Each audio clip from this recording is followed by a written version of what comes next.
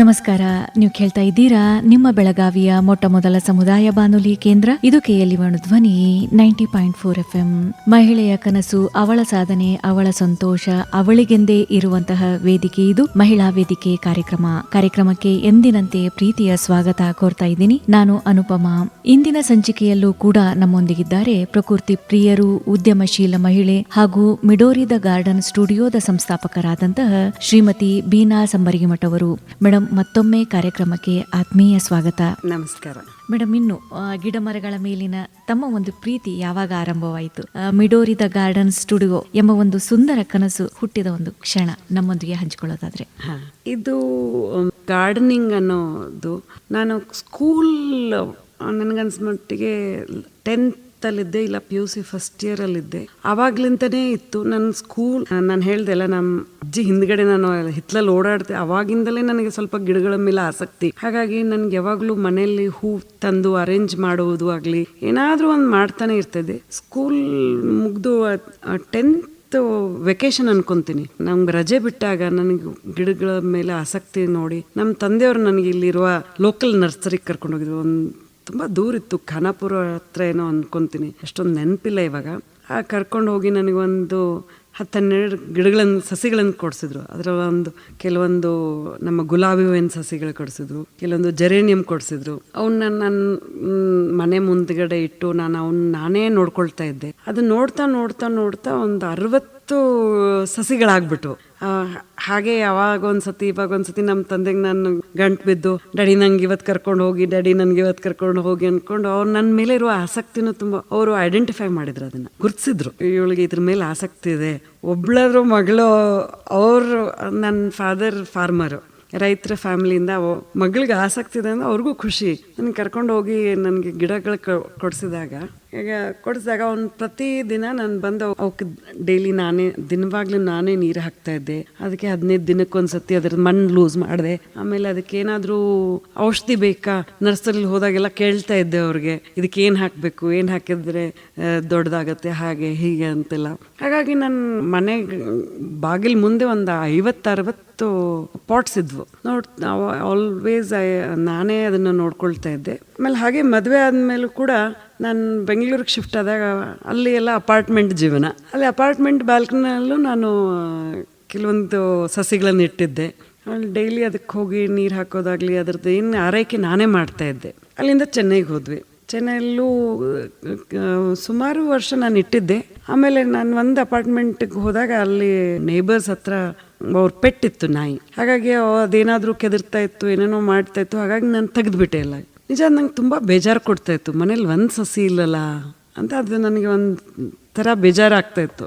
ಆದರೆ ನನ್ನ ಜೀವನ ಆವಾಗ ಮಕ್ಕಳು, ಫಿಟ್ನೆಸ್ಸು ಅಂದ್ಕೊಂಡು ನಾನು ತುಂಬ ಅದರಲ್ಲಿ ಇನ್ವಾಲ್ವ್ಡ್ ಇದ್ದೆ ಅಂದ್ಕೊಂಡು ಅದಷ್ಟೊಂದು ಪ್ರಯಾರಿಟಿ ಕೊಡಲಿಲ್ಲ ಅನಿಸುತ್ತೆ ಆವಾಗ ನಾನು ಅದಕ್ಕೆ. ಆಮೇಲೆ ಒಂದಿನ ಒಬ್ಬರು ನನ್ನ ಫ್ರೆಂಡ್ ಏನೋ ಮಾತಾಡ್ತಿರ್ಬೇಕಾದ್ರೆ ಹೇಳಿದ್ರು, ಅವ್ರದ್ದು ಯಾರೋ ಒಬ್ರು ಗೆಳತಿ ಜಾಪನೀಸ್ ಒಂದು ಆರ್ಟ್ ಇದೆ ಕೊಕೆಡಾಮ ಅಂತ, ಆ ಕೊಕೆಡಾಮ ಮಾಡ್ತಾರೆ, ಅದರದ್ದು ಕೊಕೆಡಾಮಾಸ್ ಮಾಡಿ ಮಾರ್ತಾರೆ ಅಂತ. ನನಗದು ಆಸಕ್ತಿ ಬಂತು. ನಾನು ಅವಳಿಗೆ ಏನಪ್ಪ ಇದು ಕೊಕೆಡಾಮ ಅಂದರೆ ಅಂತ ಕೇಳಿದೆ. ಏನಿಲ್ಲ, ಇದು ಆರ್ನಮೆಂಟಲ್ ಪ್ಲಾಂಟ್ಸ್ ಎಲ್ಲ ಮಾಸ್ ಬಾಲಲ್ಲಿ ರ್ಯಾಪ್ ಮಾಡಿ ಅದಕ್ಕೆ ಡೆಕೋರೇಟ್ ಮಾಡಿ ಅದನ್ನ ಮಾರ್ತಾರೆ. ಮತ್ತು ಅದ್ರದ್ದು ನಾನು ಕೇಳಿದೆ, ನನಗೆ ಕಲಿಸ್ತಾರ ಅದನ್ನ? ಆಮೇಲೆ ನಾನು ಕೇಳ್ತೀನಿ ಅಂದ. ಆಮೇಲೆ ನಾನು ಅವಳ ಫೋನ್ ನಂಬರ್ ಇಸ್ಕೊಂಡು ಕೇಳಿದೆ. ನನಗೆ ಅಷ್ಟೊಂದು ಅವರಿಂದ ಪ್ರೋತ್ಸಾಹ ಸಿಕ್ಕಲಿಲ್ಲ. ಬೆಂಗಳೂರಲ್ಲಿ ತುಂಬ ರಿಸರ್ಚ್ ಮಾಡಿದೆ. ಆಮೇಲೆ ಯಾರಿದ್ದಾರೆ ಇದು ಕಲಿಸೋರು? ಕೊನೆಗೊಬ್ಬರು ಸಿಕ್ಕರು ನನಗೆ ಕಲ್ಸೋಕ್ಕೆ. ಒಂದು ವೀಕೆಂಡ್ ಅದಕ್ಕೋಸ್ಕರ ಅಂತಲೇ ಬೆಂಗಳೂರಿಗೆ ಹೋದೆ, ಚೆನ್ನೈಯಿಂದ ಕಲಿತೆ. ತುಂಬ ಇಂಟ್ರೆಸ್ಟಿಂಗ್ ಇತ್ತು ಸೆಷನ್ನು. ಆಮೇಲೆ ಮನೆಗೆ ಬಂದಮೇಲೆ ಅದನ್ನು ಮಾಡ್ತಾ ಕೂಡ್ತಾ ಇದ್ದೆ. ನರ್ಸರಿಗೆ ಹೋಗೋದು, ಅದಕ್ಕೆ ಸ್ಪೆಸಿಫಿಕ್ ಪ್ಲಾಂಟ್ಸ್ ಬೇಕಾಗತ್ತೆ, ಮಾಯಿಶ್ಚರ್ ಲವಿಂಗ್ ಪ್ಲಾಂಟ್ಸ್ ಅಂತ ಹೇಳ್ತೀವಿ ನಾವು. ಓಕೆ, ಯಾವ ಸಸಿಗಳಿಗೆ ಹೆಚ್ಚು ಮಾಯಿಶ್ಚರ್ ಇಷ್ಟನೋ ಅವನ್ನ ಮಾತ್ರ ಮಾಸ್ ಬಾಲಲ್ಲಿ ರ್ಯಾಪ್ ಮಾಡ್ಬೋದು. ಈ ಮಾಸ್ ಬಾಲಲ್ಲಿ ರ್ಯಾಪ್ ಮಾಡೋದ್ರಿಂದ ಅದ್ರ ಒಳಗಡೆನೆ ಮಾಯಿಶ್ಚರ್ ಲೆವೆಲ್ ಇರುತ್ತೆ. ಹಾಗಾಗಿ ಅದಕ್ಕೆ ನೀರು ಹಾಕುವ ವೇಳೆ ಕಡಿಮೆ, ಇನ್ಫ್ರೀಕ್ವೆಂಟ್ ಅನ್ಕೋಬಹುದು. ನಾವು ಇಂಡೋರ್ ಪ್ಲಾಂಟ್ಸ್ಗೆ ಒನ್ಸ್ ಇನ್ 4-5 ಡೇಸ್ ನೀರು ಹಾಕಿದರೆ ಅದಕ್ಕೆ ಒಂದು 10-15 ದಿನಕ್ಕೆ ಒಂದ್ಸತಿ ಹಾಕು. ನೀರು ಕಡಿಮೆ ಬೇಕಾಗುತ್ತೆ. ಈಗ ನಾವೆಲ್ಲ ನೀರು ಉಳಿಸ್ಲೇಬೇಕು ನಾವಿರೋ ಪ್ರಪಂಚದಲ್ಲಿ. New it's a way of life. ಯಾಕಂದರೆ ನೀರು ಕೊರತೆ ಹೋಗ್ತಾ ಇದೆ, ಜನಸಂಖ್ಯೆ ಜಾಸ್ತಿ ಆದಂಗೆ. ಬಟ್ ನಮ್ಗೆಲ್ರಿಗೂ we need plants around us, ಎಲ್ಲನೂ ಅಗತ್ಯ ಪೂರೈಸೋದಕ್ಕೆ ಅಂದರೆ ನೀರು ಕಡಿಮೆ ಯೂಸ್ ಮಾಡಬೇಕು ಅಲ್ಲ ಅಂದ್ಕೊಂಡು ಯಾಕೆ ಇದನ್ನು ನಾನು ಪ್ರೋತ್ಸಾಹಿಸಬಾರ್ದು, ಇದನ್ನು ಒಂದು ಜನರಿಗೆ ಹೇಳ್ಕೊಡ್ಬಾರ್ದು ಅಂತ ತಲೆಯಲ್ಲಿ ಬಂತು. ಹಾಗಾಗಿ ನಾನು ಅದನ್ನ ಮಾಡ್ತಾ ಇದ್ದೆ. ಆಮೇಲೆ ಮಾಡಿ ಫ್ರೆಂಡ್ಸ್ಗೆ ಇವ್ರಿಗೆ ಗಿಫ್ಟ್ ಕೊಟ್ಟಾಗ ಅವ್ರಿಗೆ ತುಂಬ ಇಷ್ಟ ಆಯಿತು. ಆಮೇಲೆ ಯಾರೋ ಒಬ್ರು ನನಗೆ ಆರ್ಡ್ರ್ ಕೊಟ್ಟರು, ನಾನು ಯಾರ್ದೋ ಮನೆಗೆ ಗೃಹ ಪ್ರವೇಶಕ್ಕೆ ಹೋಗ್ಬೇಕು, ನನಗೊಂದು ಮಾಡಿಕೊಡು. ಅಲ್ಲಿಂದ ನಾನು ಸ್ಟಾರ್ಟ್ ಆಯಿತು. ಒಬ್ಬರು ನನಗೆ ಇದನ್ನು ಎಕ್ಸಿಬಿಷನ್ ಇಡ್ತಾಯಿದ್ರು, ಅವರು ಒಂದು ಪ್ರೀಮಿಯಂ ಎಕ್ಸಿಬಿಷನ್ ಪಾಪಪ್ ಅಂತೀವಲ್ಲ, ಆ ಶೋ ಇಡ್ತಾಯಿದ್ರು. ಅವ್ರಿಗೆ ಅದು ಬರೀ ಸಂಡೇ 3 hours ಇರ್ತಾಯಿತ್ತು. ಅದಕ್ಕೆ ಅವ್ರಿಗೆ ಏನಾದರೂ ಒಂದು ಯುನೀಕ್ ಐಡಿಯಾಸ್ ಇರೋರು ಯಾರಾದರೂ ಅಂಥವ್ರದ್ದು ಪ್ರಮೋಟ್ ಮಾಡ್ತಾಯಿದ್ರು. ಅವ್ರು ತಾವಾಗೆ ನನಗೆ ಫೋನ್ ಮಾಡಿದ್ರು, ನೀವು ಹಿಂಗೆ ಮಾಡ್ತೀರಂತೆ ಕೊಕೆಡಮ್ಮ, ಅದಕ್ಕೆ ನೀವು ಅದನ್ನು ಎಕ್ಸಿಬಿಟ್ ಮಾಡೋಕ್ಕೆ ಇಷ್ಟಪಡ್ತೀರಾ ಅಂತ. ನಾನು ಈಗಷ್ಟೇ ಕಲ್ತಿದ್ದೀನಿ, ನಾನೇನು ಅಷ್ಟೊಂದು ಎಕ್ಸ್ಪರ್ಟ್ ಇಲ್ಲ, ಬಟ್ ಮಾಡ್ಬೋದು, ಇಲ್ಲ ನೀವು ಮಾಡಿ, ನಾವು ಪ್ರೋತ್ಸಾಹ ಕೊಡ್ತೀವಿ, ನೀವು ಅದನ್ನು ಎಕ್ಸಿಬಿಟ್ ಮಾಡಿ ಅಂತ. ಆಮೇಲೆ ಸರಿ ಅಂಥೇಳಿ ಎಕ್ಸಿಬಿಷನ್ಗೆ ನಾನು ಒಪ್ಕೊಂಡೆ. 1 ತಿಂಗಳು ಟೈಮ್ ಇತ್ತು. ಒಂದು ಕೊಕೆಡಮ್ಮ ಮಾಡೋಕ್ಕೆ ಆಲ್ಮೋಸ್ಟ್ 1 hour ಹಿಡಿಯುತ್ತೆ. ಅದನ್ನು ಮಾಸ್ ಬಾಲಲ್ಲಿ ರ್ಯಾಪ್ ಮಾಡಿ ಅದನ್ನು ನೀಟಾಗಿ ದಾರದಿಂದ ಕಟ್ಟಬೇಕಾಗತ್ತೆ. ಅದು ಸ್ವಲ್ಪ ಲೆಬೋರಿಯಸ್ ಅನ್ಕೊತೀನಿ ಕೆಲಸ. ದಿನಕ್ಕೆ 2-3 ಮಾಡ್ಬೋದು. ನಿಜ ಎಕ್ಸಿಬಿಷನ್ ಇದೆ, ಒಂದು 600-700 ಜನ ಬರ್ತಾರೆ ಅಂತಂದರೆ ನಂದು ಇರೋ 10-20 ಕೊಕೆಡಮ್ಮ ಎಲ್ಲಿ ಸಾಲಬೇಕು ಎಕ್ಸಿಬಿಟ್ ಮಾಡೋಕ್ಕೆ? ಟೇಬಲ್ ಆದರೂ ತುಂಬಬೇಕಲ್ಲ, ಒಂದು ಟೇಬಲ್ ಅಲೋಕೇಟ್ ಮಾಡಿರ್ತಾರೆ ನಮಗೆ ಅಂಥೇಳಿ. ಇರೋ ಒಂದು 20-30 ದಿನದಲ್ಲಿ ನಾನು ಒಂದು 35-40 ಕೊಕೆಡಮ್ಮಸ್ ಮಾಡಿಟ್ಟೆ. ಅವಾಗ ನನ್ನ ತಲೆಯಲ್ಲಿ ಬಂತು, ಬರೀ ಕೊಕೆಡಮ್ಮ ಎಕ್ಸಿಬಿಟ್ ಮಾಡಬೇಕಾ? ಅದ್ರ ಜೊತೆ ನಾನು ಯಾಕೆ ಚಿಕ್ಕ ಸಸಿಗಳು, ಇಂಡೋರ್ ಪ್ಲಾಂಟ್ಸ್, ಮತ್ತು ಅವಕ್ಕೆ ಹೊಂದುವಂಥ ಸೆರಾಮಿಕ್ ಪಾಟ್ಸ್, ಇಲ್ಲ ನಮ್ಮ ಕ್ಲೇ ಮಣ್ಣಿನ ಟೆರೆಕೋಟಾ ಪಾಟ್ಸ್, ಮಣ್ಣಿನ ಪಾಟ್ಸ್ ಇಡಬಾರ್ದು ಅಂತ ತಲೆಯಲ್ಲಿ ಬಂತು. ಆಮೇಲೆ ಸ್ವಲ್ಪ ಗೂಗಲಲ್ಲಿ ರಿಸರ್ಚ್ ಮಾಡಿ ಹೋಲ್ಸೇಲಲ್ಲಿ ಎಲ್ಲಿ ಸಿಕ್ಕತ್ತೆ ಅಂತೆಲ್ಲ ಸ್ವಲ್ಪ ಮಾಡಿ ತರಿಸ್ದೆ. ಇದು 2019 ಫಾರ್ 5,000 rupees ಎಷ್ಟಾಗತ್ತೆ ಅಷ್ಟು ತರಿಸೋಣ, ಗೊತ್ತಿಲ್ಲ ಮಾರುತ್ತೋ ಇಲ್ಲೋ ಗೊತ್ತಿಲ್ಲ, ಇದಕ್ಕೆ ಏನಂತ ಗೊತ್ತಿಲ್ಲ, ಫಸ್ಟ್ ಟೈಮ್ ಟ್ರೈ ಮಾಡ್ತಿದ್ದೀನಿ, ನೋಡೋಣ ಅಂಥೇಳಿ ಒಂದು 25-30 ಪಾಟ್ಸ್ ರೆಡಿ ಮಾಡಿದೆ. ಒಂದು 30-40 ಕೊಕೆಡಮರ್ಸ್ ರೆಡಿ ಮಾಡಿ ಅವನ್ನ ತುಂಬ ಡಿಫ್ರೆಂಟಾಗಿ ಸ್ಟೈಲ್ ಮಾಡಿ ಪಾಪಪ್ ಶೋಗೆ ಹೋದೆ. ಅಲ್ಲಿ ನನಗೆ ತುಂಬ ಒಳ್ಳೆ ಸ್ಥಾನನೂ ಕೊಟ್ಟಿದ್ರು ಅವರು. ಒಂದು ಗಿಡದ ಕೆಳಗಡೆ, ಮಾವಿನ ಗಿಡದ ಕೆಳಗಡೆ ಟೇಬಲ್ ಕೊಟ್ಟಿದ್ರು. ಅಲ್ಲಿ ನಾನು ಆ ಗಿಡಕ್ಕೆಲ್ಲ ನೇತ್ಬಿಟ್ಟೆ ಕೊಕೆಡಾಸಮ್. 3 to 4 hours it was sold like a hot cake. ಎಲ್ಲ ಟೇಬಲ್ಗಿಂತ ಜಾಸ್ತಿ ನನ್ನ ಟೇಬಲ್ ಮುಂದೆನೇ ಜನರು. ಆಮೇಲೆ ಎಲ್ರಿಗೂ ಆಸಕ್ತಿ, ನಾನು ಏನು ಮಾಡಿದ್ದೀನಿ ಇದೇನು ಅಂತ. ಆಮೇಲೆ ತುಂಬ ಒಳ್ಳೆ ವ್ಯಾಪಾರನೂ ಆಯಿತು ಅನ್ಕೋಬೋದು. ವ್ಯಾಪಾರಕ್ಕಿಂತನೂ ನನಗೊಂದು ಒಳ್ಳೆ ಎಕ್ಸ್ಪೀರಿಯನ್ಸ್ ಸಿಕ್ತು. ಆದಮೇಲೆ ನಾನು ಮನೆಗೆ ಬಂದಮೇಲೆ it left me with a thought, ಯಾಕೆ ನಾನು ಇದಕ್ಕೊಂದು ಮಾರ್ಕೆಟ್ ಕ್ರಿಯೇಟ್ ಮಾಡಬಾರ್ದು ಅಂತ ಯೋಚನೆ ಬಂತು. ಆವಾಗ ನಾನು ಚೆನ್ನೈಯಲ್ಲಿ ಹೇಗಪ್ಪ ಮಾಡೋದು? ಇಂಡೋರ್ ಗಾರ್ಡನ್ಗೆ ಅಂತ ಒಂದು ಏನಾದರೂ ಸಪ್ರೇಟ್ ಗಾರ್ಡನ್ ಸ್ಟೋರ್ ಅಂತ ಓಪನ್ ಮಾಡಬೇಕು. ಆಮೇಲೆ ಎಲ್ಲ ಇಂಡೋರ್ ಪಾಟ್ಸು, ಆಮೇಲೆ ಪ್ಲಾಂಟ್ಸ್, ಹೌಸ್ ಪ್ಲಾಂಟ್ಸ್ ಅಂತ ಹೇಳ್ತೀವಿ ನಾವು ಇಂಗ್ಲೀಷಲ್ಲಿ. ಇದಕ್ಕೆ ಇಂಡೋರ್ ಪ್ಲಾಂಟ್ಸ್ಗೆ ಹೌಸ್ ಪ್ಲಾಂಟ್ಸ್ ಅಂದರೆ ಇವೆಲ್ಲ ಸ್ವಲ್ಪ ನೆರಳಲ್ಲಿ ಬೆಳೆಯುವಂಥ ಸಸಿಗಳು, ಇವೆಲ್ಲ ದೊಡ್ಡ ಮರಗಳ ನೆರಳಲ್ಲಿ ಬೆಳೆಯುವಂಥ ಸಸಿಗಳು. ಸೊ ಇವನ್ನ ಈಗ ಪಾಪ್ಯುಲಾರಿಟಿ ಬಂದಿದೆ ಇಂಡೋರ್ ಪ್ಲಾಂಟ್. ಯಾಕೆ ಶೋಕೇಸ್ ಮಾಡಬಾರ್ದು? ಅದನ್ನ ಮಾಡಿಬಿಟ್ಟು ಸಣ್ಣ ಏನಾದರೂ ಒಂದು, ಅದೇ ನಾನು ಮಾಡಿರುವ ಲೈಬ್ರರಿ ಕಾನ್ಸೆಪ್ಟ್, ಒಂದು ಮನೆ ತಗೊಂಡು ಅದನ್ನ ಕನ್ವರ್ಟ್ ಮಾಡಿ ಲೈಬ್ರರಿ ಅಂತ ಮಾಡಿದ್ವಲ್ಲ, ಅದೇ ಕಾನ್ಸೆಪ್ಟಲ್ಲಿ ಮನೆಯನ್ನ ಕನ್ವರ್ಟ್ ಮಾಡಿ ಸ್ಟುಡಿಯೋ ಅಂತ ಕನ್ವರ್ಟ್ ಮಾಡಿ ಅಲ್ಲೇ ಒಂದು ಸಣ್ಣ ಕೆಫೆ ಹಾಕಿ, ಚೆನ್ನೈ ಅಂತ ಊರಲ್ಲಿ ವರ್ಕ್ ಸ್ಪೇಸ್ ತುಂಬಾ ಪಾಪ್ಯುಲರ್ ಆಗುತ್ತೆ. ಇಷ್ಟೊಂದು ಜನರಿಗೆ ಆಫೀಸಲ್ಲಿ ಇರಲ್ಲ, ಅವ್ರ ಆಫೀಸಲ್ಲೂ ಲಂಡನ್ ಇರುತ್ತೆ, ಇಲ್ಲ ಸಿಂಗಪೂರಲ್ಲಿ ಇರುತ್ತೆ, ಮನೇಲಿ ಒಬ್ಬರೇ ಕೂತ್ ಮಾಡಕ್ ಬೇಜಾರು, ಅವ್ರ ಎಂತ ಇಲ್ಲಿ ವರ್ಕ್ ಸ್ಪೇಸ್ಗಳೆಲ್ಲ ಬಂದು ಕೆಲಸ ಮಾಡ್ತಾರೆ. ಅವ್ರಿಗೋಸ್ಕರ ಒಂದು ಏರಿಯಾ ಡೆಡಿಕೇಟ್ ಮಾಡಿ ಯಾಕಪ್ಪ ತೆಗಿಬಾರ್ದು ಅಂತ ತಲೆಯಲ್ಲಿ ಬಂತು. ಅಲ್ಲೇ ನನ್ನ ಈ ಯೋಚನೆ ಹುಟ್ಟಿತು. ಸ್ನೇಹಿತರೆ, ನಮ್ಮ ಇಂದಿನ ಮಹಿಳಾ ವೇದಿಕೆ ಕಾರ್ಯಕ್ರಮದಲ್ಲಿ ಈಗ ಚಿಕ್ಕದೊಂದು ವಿರಾಮ. समझे आपकी हर हेल्थ प्रॉब्लम्स की बात, वर्ल्ड क्लास ट्रीटमेंट हर दिन और रात, केली का हाथ आपके साथ.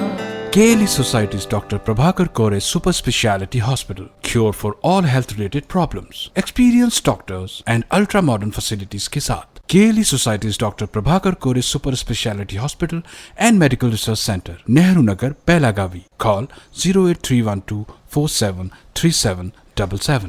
KLE ಕನಸು ನನಸದ ವೇಣುಧ್ವನಿ.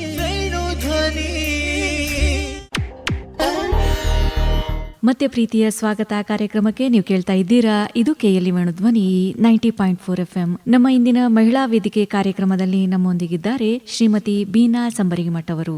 ಅಂದ್ರೆ ಮೇಡಮ್, ತಮ್ಮ ಈ ಒಂದು ಗಿಡ ಮರಗಳ ಮೇಲಿನ ಪ್ರೀತಿ ಕೇವಲ ಒಂದು ವ್ಯಾವಹಾರಿಕವಾಗಿ ಮಾತ್ರ ಅಲ್ಲದೆ ಅದೊಂದು ಭಾವನಾತ್ಮಕ ಸಂಬಂಧವನ್ನು ತಮ್ಮ ಜೊತೆಗೆ ಬೆಸೆದಿದೆ ಅಂತಾನೆ ಹೇಳ್ಬೋದು. ಹೌದು, ಯಾಕಂದ್ರೆ ನಾವು ವ್ಯಾಪಾರ ಮಾಡ್ಬೇಕಂದ್ರೆ ಯಾವುದು ಮಾಡ್ಬೋದು ಅಲ್ವಾ. ನಿಜ, ನನ್ನ ಸಸಿಗಳ ಜೊತೆ ಇರುವಾಗ, ಇಂಡೋರ್ ಪ್ಲಾಂಟ್ಸ್ ಜೊತೆ ಇರುವಾಗ ಆ ಕೊಡೋ ಖುಷಿ ನನಗೆ only I could relate to it. ನಾನು ಅವಾಗ ಅನ್ಕೊಂಡು, ಯಾಕೆ ಇದನ್ನ ಇನ್ನೊಬ್ಬರಿಗೇನು ಹೇಳ್ಕೊಡ್ಬಾರ್ದು, ಇನ್ನೊಬ್ಬರ ಜೀವನದಲ್ಲೂ ಅದನ್ನ ಅಳವಡಿಸಕ್ಕೆ ನನ್ನ ಮುಖಾಂತರ ನಾನು ಹೆಲ್ಪ್ ಮಾಡಬಾರ್ದು ಅಂತ. ಇವತ್ತಿಗೆ ನನಗೆ ಎಷ್ಟೊಂದು ಜನ ಮೆಸೇಜ್ ಮಾಡ್ತಾರೆ, thank you madam, this is a plant which was given by you and thank you for you being the reason for I started gardening ಅಂತ ಎಷ್ಟೊಂದು ಜನ ನನಗೆ ಮೆಸೇಜ್ ಮಾಡಿ. ಅದು ನಂಗೆ ಕೊಡೋ ಖುಷಿ ನನಗೆ ಯಾವ ಹಣ ಕೊಡೋ ಖುಷಿಕ್ಕಿಂತನೂ ಜಾಸ್ತಿ ಆಗಿದೆ ಅನ್ಕೊಂತೀನಿ ನಾನು.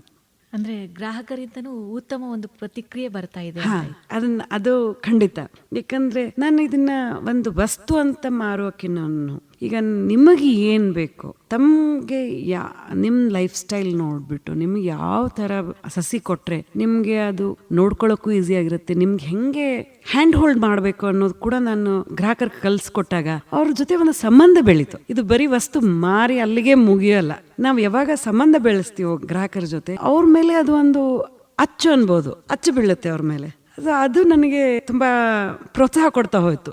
I am just not selling a commodity as a commodity. I am selling a life to plant has got a life. ಅದನ್ನ ಇನ್ನೊಬ್ರಿಗೆ ಜೋಪಾನ ಮಾಡಕ್ ಕೊಡ್ತಿದೀವಲ್ಲ, ಅವ್ರಿಗೂ ನಾವು ಎಜುಕೇಟ್ ಮಾಡಲೇಬೇಕು. ಅದು ಮಾಡದೇ ಇದ್ರೆ ಅದು ಉಳಿಯಲ್ಲ ಅನ್ಕೊಂಡು ನಾನು ಯಾವಾಗ ಅವ್ರಿಗೆ ಎಜುಕೇಟ್ ಮಾಡಕತ್ತೆ, ನನ್ನ ಜೊತೆ ಅವ್ರ ಜೊತೆ ಸಂಬಂಧ ಬೆಳೀತಾ ಹೋಯ್ತು. ಅದು ನಂಗೆ ತುಂಬಾ ಖುಷಿ ಕೊಡುತ್ತೆ. ಖಂಡಿತ ಮೇಡಮ್, ಈ ಒಂದು ತಮ್ಮ ಒಂದು ಈ ವಿಭಿನ್ನ ಆಸಕ್ತಿಗಳ ಜೊತೆಗೇನೆ ಒಬ್ಬ ಯಶಸ್ವಿ ಮಹಿಳಾ ಉದ್ಯಮಿಯಾಗಿ ತಮ್ಮ ಜೀವನದಲ್ಲಿ ಎದುರಾದಂತಹ ಒಂದು ಸವಾಲುಗಳನ್ನ ನೀವು ಯಾವ ರೀತಿ ಎದುರಿಸಿದ್ರಿ, ಹಾಗೇನೆ ತಮಗೆ ಒಂದು ಆದಂತಹ ಸವಾಲುಗಳನ್ನ ಯಾವ ರೀತಿ ಅವಕಾಶವಾಗಿ ಅದನ್ನ ಪರಿವರ್ತನೆ ಮಾಡ್ಕೊಂಡ್ರಿ ಅಂತ.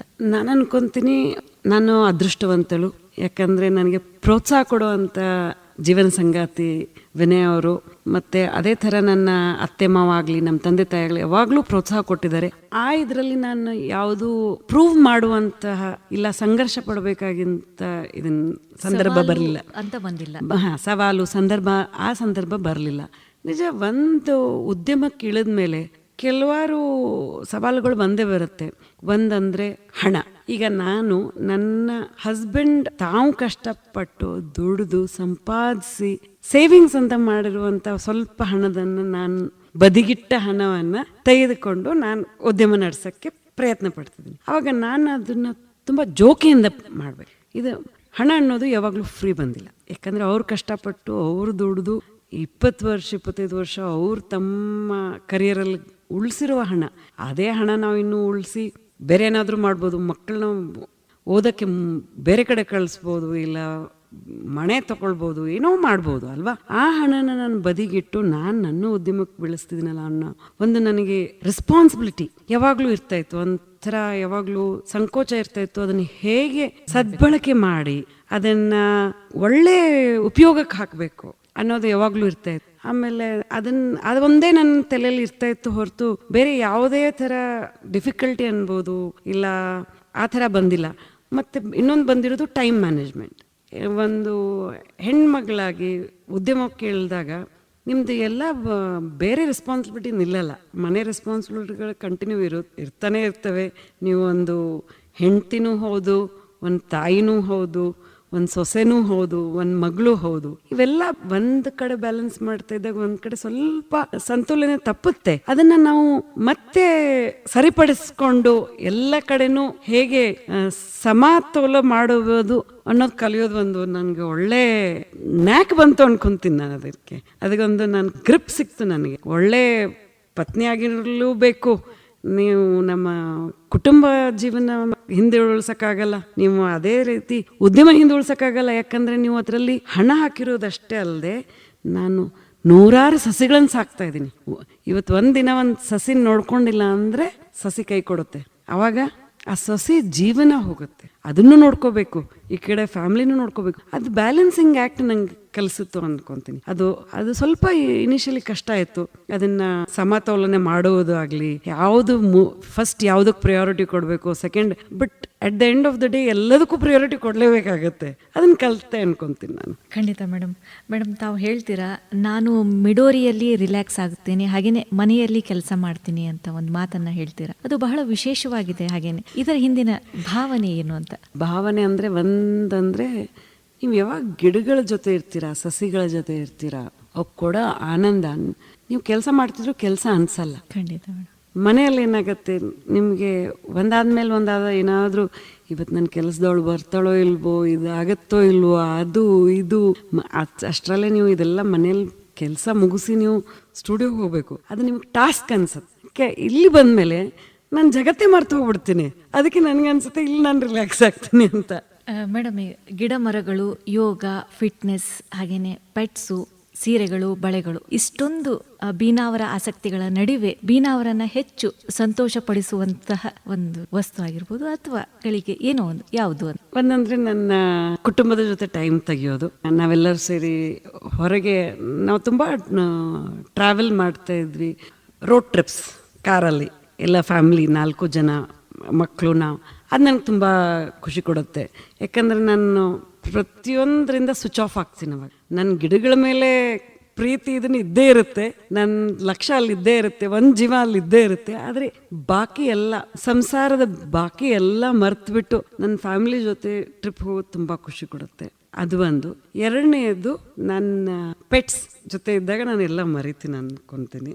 ಇನ್ನೊಂದು ಹೇಳೇ ಬಿಟ್ಟಿದ್ದೀನಿ ನಾನು ತಮಗೆ, ನಾನು ಮಿಡೋರಿಗೆ ಹೋದಾಗ ನಾನು ಎಲ್ಲಿ ಏನಾಗ್ತಾ ಇದೆ ಮರ್ತು ಹೋಗಿರುತ್ತೆ ನನಗೆ. ಮೇಡಮ್, ಈಗ ಕುಟುಂಬ ಮತ್ತು ಉದ್ಯಮ ಎರಡನ್ನ ತಾವು ಅತ್ಯಂತ ಯಶಸ್ವಿಯಾಗಿ ನಿಭಾಯಿಸ್ಕೊಂಡು ಬರ್ತಾ ಇದ್ದೀರಾ. ಈಗ ಒಬ್ಬ ಮಹಿಳೆ ಯಶಸ್ವಿ ಆಗ್ಬೇಕಂದ್ರೆ ಅವಳಿಗೆ ಕುಟುಂಬದ ಬೆಂಬಲ ಅನ್ನುವುದು ಎಷ್ಟು ಮುಖ್ಯವಾಗುತ್ತೆ? ತುಂಬಾ. ಕುಟುಂಬದ ಬೆಂಬಲ ಇಲ್ಲ ಅಂದ್ರೆ ಹೊರಗಡೆ ಇರುವ ಸವಾಲುಗಳಾಗ್ಲಿ, ಚಾಲೆಂಜಸ್ ಏನಂತೀವಿ ಇದ್ದೇ ಇದೆ.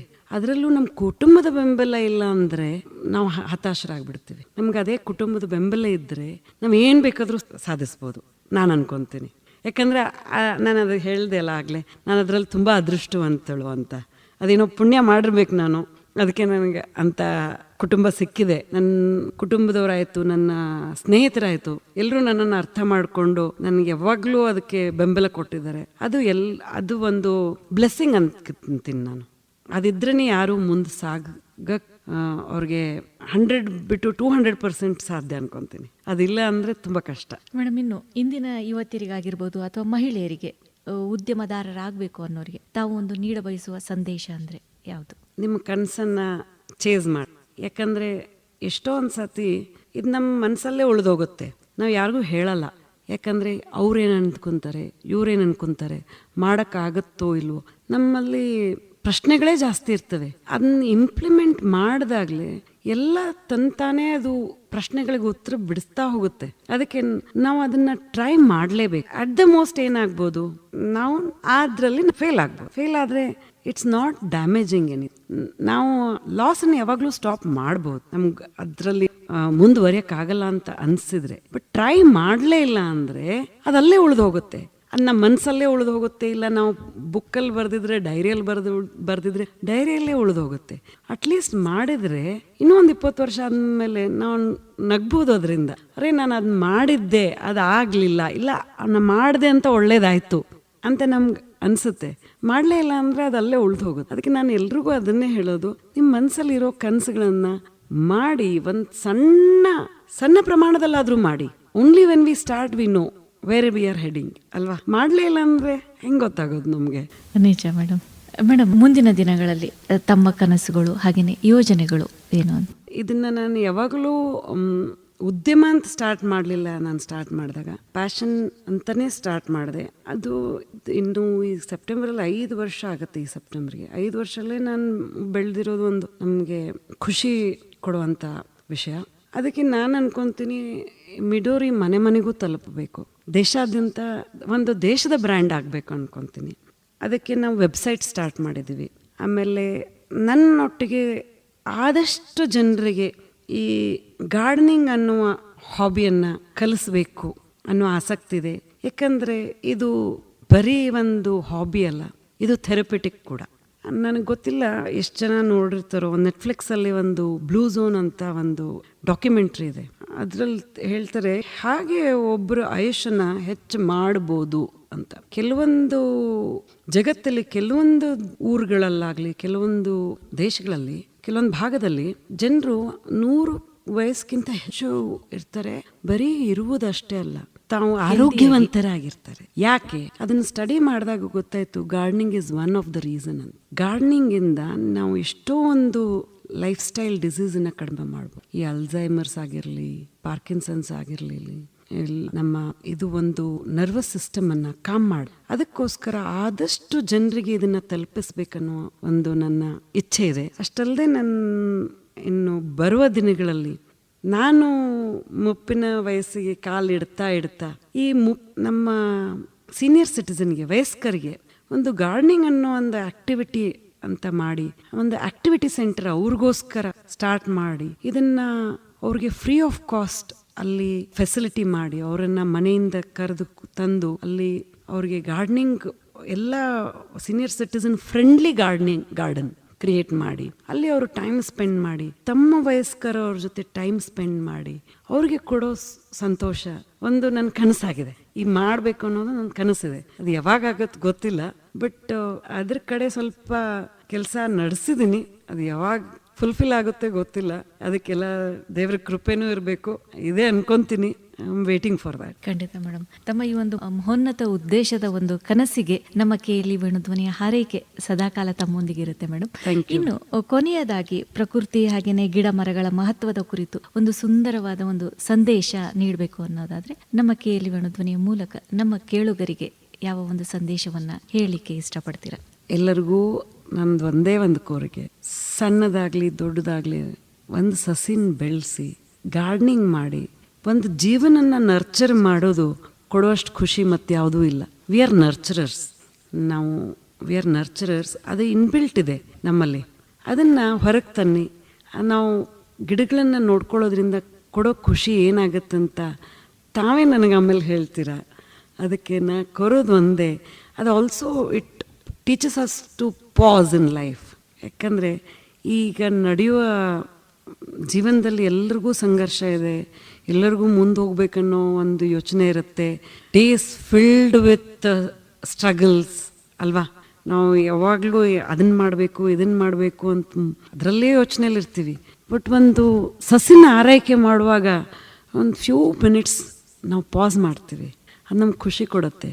ಅದನ್ನ ಮಾಡಿ ಅಂತ ನಾನು ಕೋರಿಕೊಳ್ಳುತ್ತೇನೆ ಎಲ್ರಿಗೂ. ಖಂಡಿತ ಮೇಡಮ್, ತಮ್ಮ ಒಂದು ಜೀವನದ ಪಯಣ ಒಂದು ಸುಂದರವಾದ ಒಂದು ಸಂದೇಶವನ್ನ ನೀಡುತ್ತೆ. ಆಸಕ್ತಿ, ಪರಿಶ್ರಮ ಜೊತೆಗೆ ಕುಟುಂಬದ ಬೆಂಬಲ ಇದ್ರೆ ಯಾವುದೇ ಕನಸನ್ನ ನನಸು ಮಾಡ್ಕೊಳ್ಬಹುದು ಅನ್ನೋದನ್ನ ಖಂಡಿತ ನಮ್ಮ ಕೇಳುಗರಿಗೆ ತಮ್ಮ ಜೀವನ ನಿಜಕ್ಕೂ ಪ್ರೇರಣೆ ಆಗುತ್ತೆ ಮೇಡಮ್. ಕಾರ್ಯಕ್ರಮಕ್ಕೆ ತಮ್ಮ ಅತ್ಯಮೂಲ್ಯ ಸಮಯ ನೀಡಿದ್ದಕ್ಕೆ ಧನ್ಯವಾದಗಳು. ಧನ್ಯವಾದ.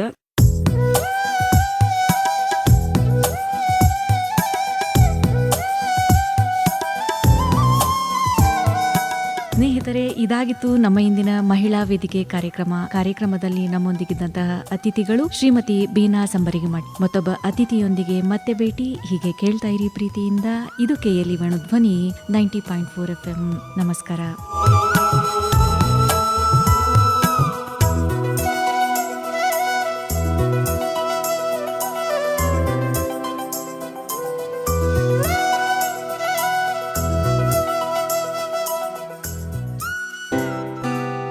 समझे आपकी हर हेल्थ प्रॉब्लम्स की बात, वर्ल्ड क्लास ट्रीटमेंट हर दिन और रात। KLE का हाथ आपके साथ, आपके साथ। KLE Society's Dr. Prabhakar Kore Super Speciality Hospital. Cure for all health related problems. Experienced doctors and ultra modern facilities के साथ KLE Society's Dr. Prabhakar Kore Super Speciality Hospital and Medical Research Center, Nehru Nagar, Belagavi. Call 08312473777. KLE ಕನಸು ನನಸದ ವೇಣು